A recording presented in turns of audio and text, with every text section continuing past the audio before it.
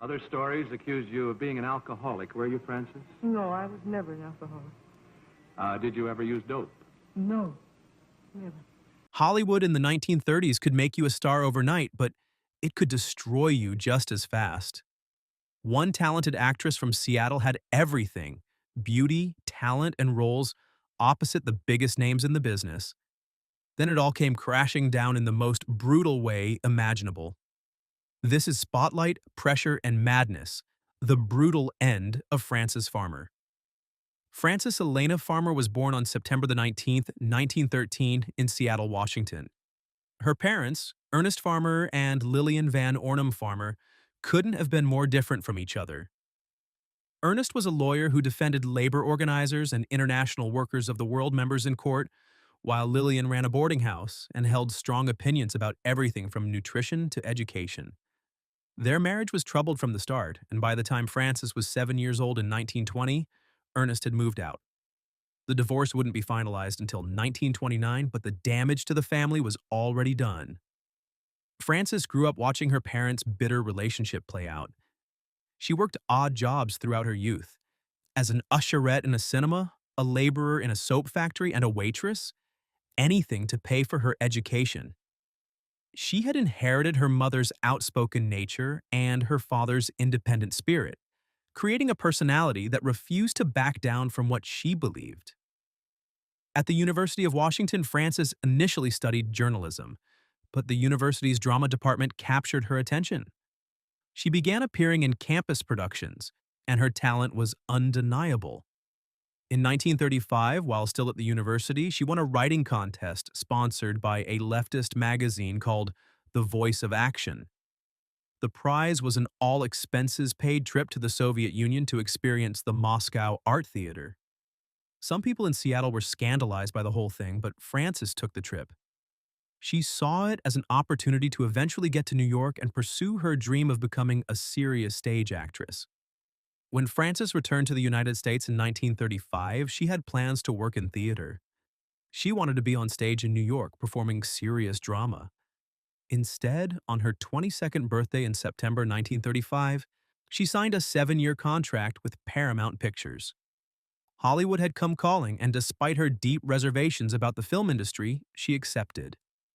The money was too good to pass up, and she figured she could always return to theater later. Her film debut came in 1936 with Too Many Parents, a B-picture comedy set at a military school. It wasn't exactly the serious dramatic work she craved, but it got her on screen. Another B-picture, Border Flight, followed quickly.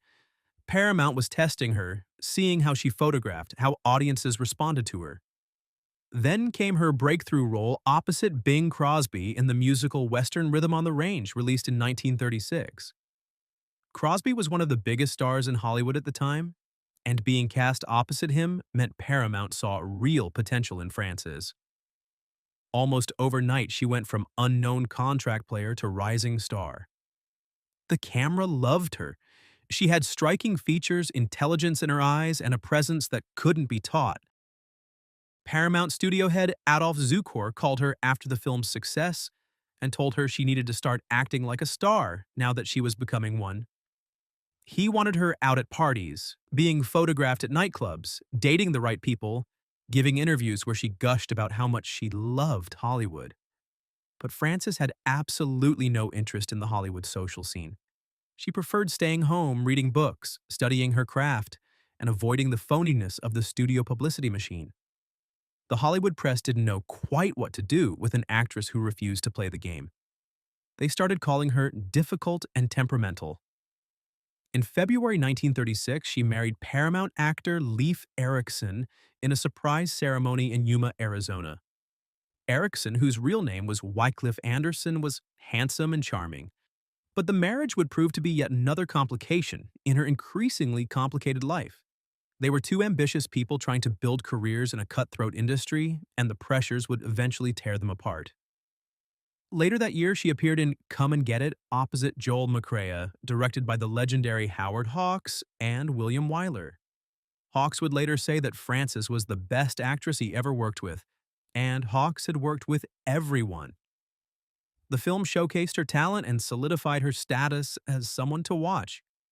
She followed it with The Toast of New York in 1937, starring alongside Cary Grant and Edward Arnold. Working with Grant, one of Hollywood's biggest stars, should have been the pinnacle of her career. But Frances felt empty. She was making good money, working with talented directors and major stars, yet none of it satisfied her. But Frances was miserable.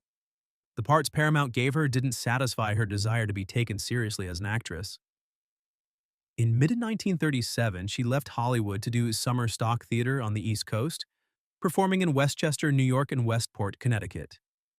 There, she caught the attention of playwright Clifford Odets and director Harold Clurman of the Group Theater. Odets invited her to appear in the original Broadway production of his play Golden Boy. Paramount wanted her back in Los Angeles for the film Beau Geste, but Frances pleaded to stay in New York for the play. The studio reluctantly agreed, and the part Frances turned down in Beau Geste went to Susan Hayward, essentially launching Hayward's film career. Golden Boy opened at the Belasco Theater on November the 4th, 1937, and ran for 250 performances. Frances's co-stars included Luther Adler, John Garfield, and Lee J. Cobb. The production was a critical success, and Frances felt she'd finally proven herself as a serious actress. During her time in New York, Frances began a relationship with Clifford Odets, who was married to actress Louise Rayner. The affair was intense but ultimately went nowhere, leaving Frances hurt when Odets chose to remain with his wife. Frances returned to Hollywood, but things had changed. Her relationship with Paramount had soured. She appeared in Ebb Tide in 1937 and Ride a Crocodile in 1938, but the roles weren't what she wanted. She managed to secure loanouts to other studios, appearing in South of Pago Pago in 1940 and Flowing Gold with John Garfield, also in 1940. Her marriage to Leif Erikson was falling apart. The couple divorced in June 1942. Around the same time, Frances's behavior was becoming increasingly erratic. She'd started drinking heavily, struggling with depression, and what would later be diagnosed as mental health issues. Paramount suspended her contract after she refused to take a role in Take a Letter, Darling. On October 19, 1942, Frances was arrested for driving drunk with her car's headlights on during a wartime blackout. She was fined $500 and ordered by the judge to stop drinking. But by early 1943, she still hadn't paid the full fine, and a bench warrant was issued for her arrest. On January 13, 1943, while working on the film No Escape at Monogram Pictures, Frances slapped a studio hairdresser, knocking her to the ground and allegedly dislocating her jaw. The woman pressed assault charges. Frances had been deteriorating for months, experiencing severe headaches, a nervous twitch in one eye, and what she later described as feeling like she was slipping away. She couldn't bear to sit still for makeup application or have her hair combed because of the pain. She left the studio abruptly that day and went back to her room at the Knickerbocker Hotel, where she collapsed. The following day, January 14th, police went to arrest Frances at the Knickerbocker Hotel on Ivar Avenue. When they hammered on her door and got no response, they used a passkey to force entry. They found Frances passed out on the bed, naked and heavily intoxicated at noon on a weekday. By her own later admission, she'd been drinking everything she could get her hands on, including Benzedrine, a stimulant. She did not surrender peacefully. Officers had to physically restrain her as she fought back. The next day, January 15th, Frances appeared before Police Judge Marshall Hickson for the second time in as many months. The sight that greeted the courtroom shocked everyone who remembered the glamorous actress from just a few years before. She was disheveled, her hair uncombed, wearing the same clothes she'd been arrested in. She was defiant, hostile, and clearly not well. When denied the right to call an attorney, she became increasingly agitated and belligerent. She harassed Judge Hickson, shouting at him across the courtroom. When a court matron tried to calm her down, Frances assaulted her. 2 police officers moved in to restrain her, and she attacked them as well. As they carried her out of the courtroom in a straitjacket, she was screaming obscenities. The newspapers had a field day with the story. The headlines the next morning were brutal. Frances Farmer jailed. Star goes berserk in court. Actress fights police. Photographs from that day show a woman completely transformed from the elegant star who'd graced magazine covers. Her face was contorted with rage and anguish. These images would haunt her for the rest of her life, defining her in the public mind more than any of her film roles ever had. The judge sentenced her to 180 days in jail, but she was instead transferred to a psychiatric facility. She was diagnosed with manic depressive psychosis, now known as bipolar disorder. Some sources also suggested paranoid schizophrenia, though her exact diagnosis remained disputed. Frances spent 9 months at the Kimball Sanitarium in La Crescenta, California. The treatment was brutal by modern standards. She later claimed she endured insulin shock therapy for 90 consecutive days. The treatment involved injecting patients with large doses of insulin to induce convulsions and comas. It was meant to somehow shock the mind back to normal functioning, but it was dangerous and traumatic. While Frances was locked away at Kimball Sanitarium, her father Ernest worked to secure legal guardianship. But it was Frances's mother, Lillian, who ultimately won guardianship through the California courts. On September 13, 1943, just 6 days before Frances's 30th birthday, Lillian took her daughter back to Seattle on a train. It was not a happy reunion. Frances and her mother had never gotten along well, and now Frances was legally under her mother's control. She had fewer rights than a child, but none of the child's innocence about the situation. In her autobiography, written years later, Frances described it plainly. From the moment I was placed under my mother's legal control, I was chained to a woman who, perhaps subconsciously, seemed determined to destroy my life. Frances moved into her parents' home in West Seattle. Ernest and Lillian were long divorced but still living together, their relationship as bitter as ever. Frances and her mother fought constantly, arguments that turned into threats, screaming matches, and physical altercations. In her autobiography, Frances wrote, "Mama and I had fought, argued, threatened, and screamed until it had finally come down to a climax of two exhausted women sitting across from each other in a small, cluttered kitchen. We were enemies who had grown tired of pretending." After one particularly violent confrontation where Frances attacked her mother, Lillian made a decision. On March 24, 1944, she committed Frances to Western State Hospital in Steilacoom, Washington. Western State Hospital was a state-run psychiatric facility dealing with severe overcrowding and limited resources. Frances spent 3 months there undergoing electroconvulsive therapy, also known as shock treatment. The facility claimed she was completely cured and released her in July 1944. She wasn't cured. Less than a month after her release, Frances was arrested for vagrancy in Antioch, California. A photograph taken at the time showed her wearing a work shirt and dungarees, holding a cigarette, scowling at the camera. She'd been looking for work picking fruit, penniless and desperate.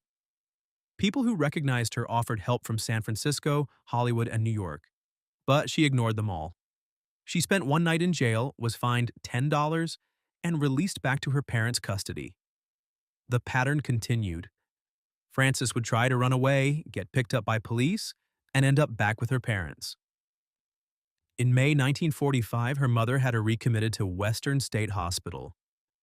This time, Frances would remain institutionalized for nearly 5 years, with only one brief parole in 1946 before being sent back again.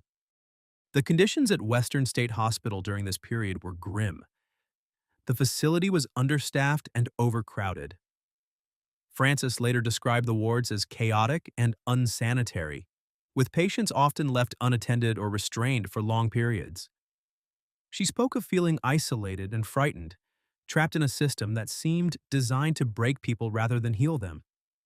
She underwent more electroconvulsive therapy and experienced treatment that she would later describe as systematic abuse. Years later, Frances said, "Never console yourself into believing that the terror has passed, for it looms as large and evil today as it did in the despicable era of Bedlam."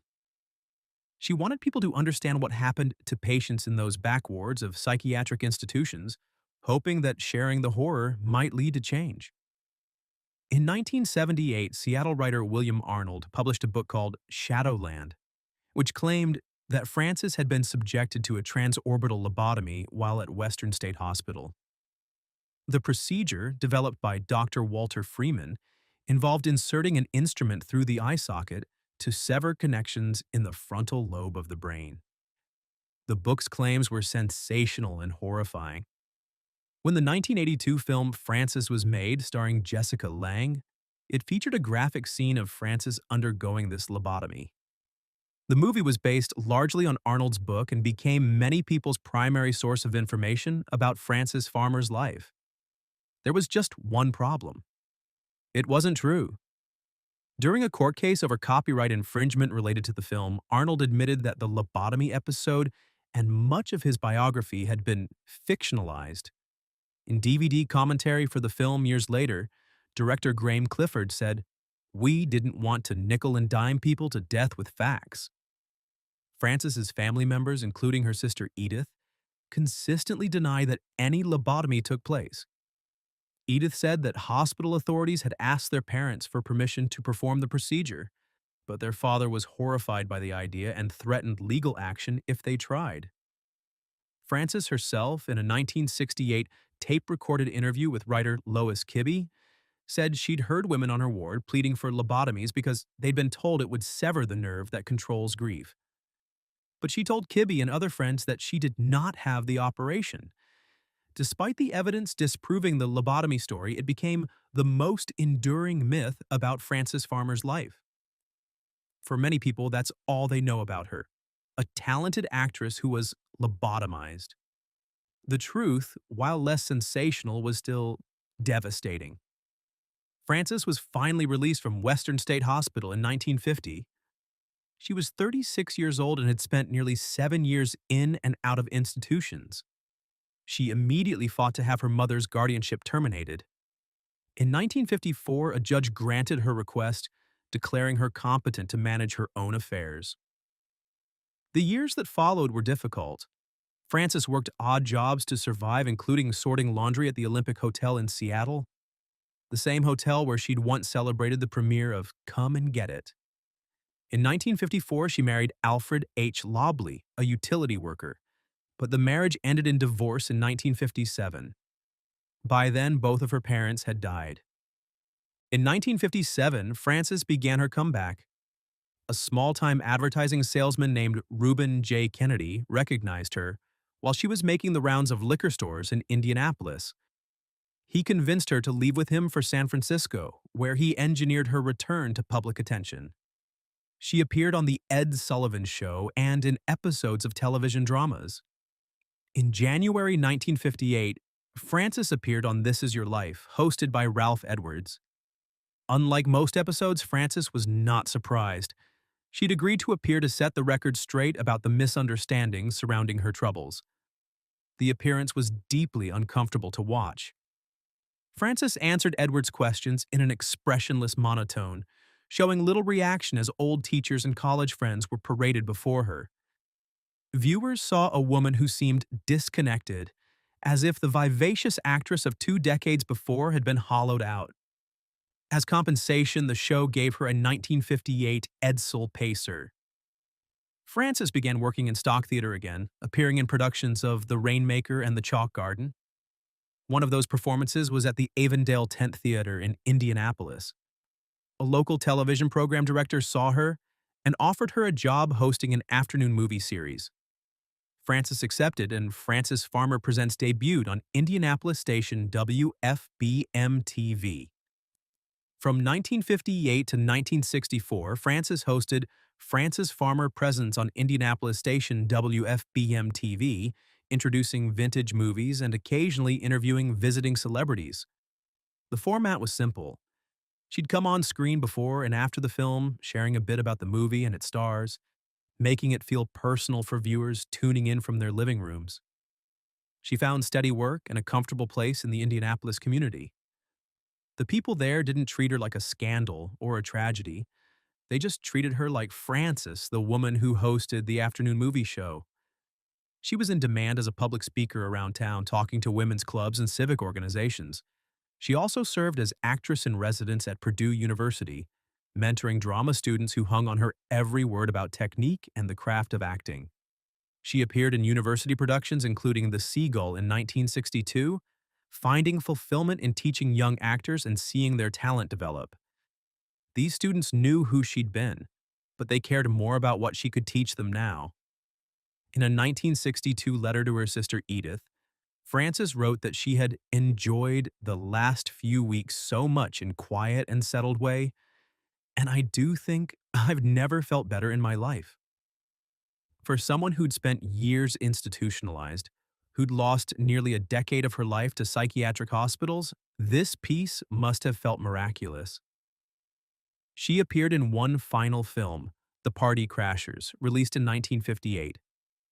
She seemed to have found some measure of peace, a life that worked for her away from the Hollywood spotlight that had burned so bright and so destructive. But Frances still struggled with alcohol. There were DUI citations and at least one incident where she showed up on camera drunk. She was fired from her television show, though she continued to work at Purdue. In one of her final stage performances at the university, Frances experienced what she described as her finest and final performance. She recalled standing on stage to thunderous applause, the audience sweeping the scandal of her past under the rug with their ovation. She felt satisfied and rewarded, believing she would never need to act on stage again. During the 1960s, Frances painted, wrote poetry, and tried to start a cosmetics company with her friend and housemate, Jean Ratcliffe. The business venture failed when an investment manager embezzled their funds. In 1968, Frances formally converted to Roman Catholicism. She had attended the St. Joan of Arc Church regularly and said she felt God in her life, sensing she needed to find a disciplined avenue of faith. Frances began working on her autobiography, taping interviews with writer Lois Kibbe. The experience was emotionally devastating, particularly when she received her medical records from her years of institutionalization and read them aloud into the tape recorder. Jean Ratcliffe was there to comfort her when she broke down crying. The book went unfinished. In the spring of the 1970s, Frances was diagnosed with esophageal cancer, likely caused by her lifetime of heavy smoking. She was hospitalized for 3 weeks, then sent home briefly. On August 1st, 1970, Frances Farmer died at Indianapolis Community Hospital. She was 56 years old. John Ratcliffe was at her side. Frances was buried at Oaklawn Memorial Gardens on the border of Indianapolis and Fishers, Indiana, far from the Seattle where she was born, far from the Hollywood that had made her famous, and far from the institutions that had held her captive. After Frances's death, Gene Ratcliffe took the tape recordings and transcripts and spent 2 years compiling them into a book. Will There Really Be a Morning was published in 1972. The book became a bestseller and renewed interest in Frances's story, though researchers later found that much of it was fictionalized or embellished to make it more dramatic and to clear debts. Then came Shadowland in 1978 and the film Frances in 1982. Jessica Lange received an Academy Award nomination for her portrayal of Frances, and the film introduced a new generation to the story. But the version they saw was heavily dramatized, including the false lobotomy claim that became the most memorable part of Frances's legacy. In 1993, Kurt Cobain of Nirvana wrote, "Frances Farmer will have her revenge on Seattle for the album In Utero." Cobain, also from Washington State, said he felt a kinship with the troubled actress and was appalled at how she'd been treated by the state and her own parents. Frances Farmer's real story is both more complex and more tragic than the myths that grew up around it. She was a talented actress who wanted to be taken seriously in her craft. She struggled with mental health issues at a time when treatment options were primitive and often brutal. She had a complicated, damaging relationship with a controlling mother. She spent years institutionalized in facilities that were understaffed and overwhelmed. She lost nearly a decade of her life to that system. But she also fought back. She eventually won her freedom. She rebuilt a life for herself, found work she enjoyed, made friends, and discovered faith in her final years. Director Howard Hawks' assessment remained true. She was one of the most talented actresses he ever worked with. The handful of films she made before everything fell apart show an actress with real depth and presence. Frances Farmer deserved better than the hand she was dealt. Her story remains a cautionary tale about fame, mental health treatment, family dysfunction, and the price some people pay for refusing to conform. The brutal end she experienced in those institutions didn't define her entirely. Her talent, her intelligence, her determination to live life on her own terms despite impossible circumstances, those matter too. If you found Frances Farmer's story as compelling as we did, please like this video and subscribe to our channel for more in-depth looks at Hollywood history. Leave a comment below and let us know. Did you learn something new about Frances Farmer today?